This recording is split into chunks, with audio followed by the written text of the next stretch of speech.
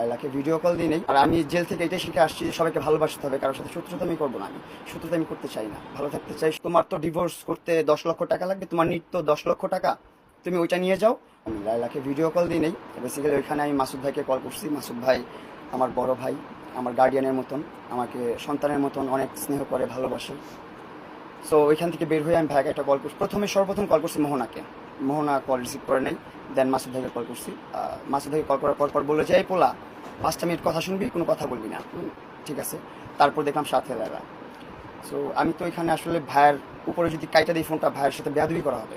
আর আমি জেল থেকে এটাই শিখে আসছি যে সবাইকে ভালোবাসতে হবে, কারোর সাথে শত্রুতা আমি করবো না। আমি শত্রুতা আমি করতে চাই না, ভালো থাকতে চাই। সবাইকে সবাই সবার মতো থাক না ভাই। কেউ যদি আমাকে গালি দিয়ে খুশি হয়, খুশি হোক, আমার তাতে কিছু যায় আসে না।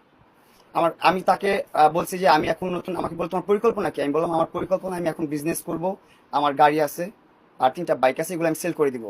50 লাখ আমার দরকার এখন। 50 লাখ টাকা আমি যে যে করে হোক আমার অ্যাসেট প্রপার্টি সেল করে আমি আনবো। আনার পর আমি নিজে বিজনেস করবো, আমি নিজের পায়ে দাঁড়াবো, অ্যান্ড দেখাবো সবাইকে যে আমি পারি, আমি করতে পারি।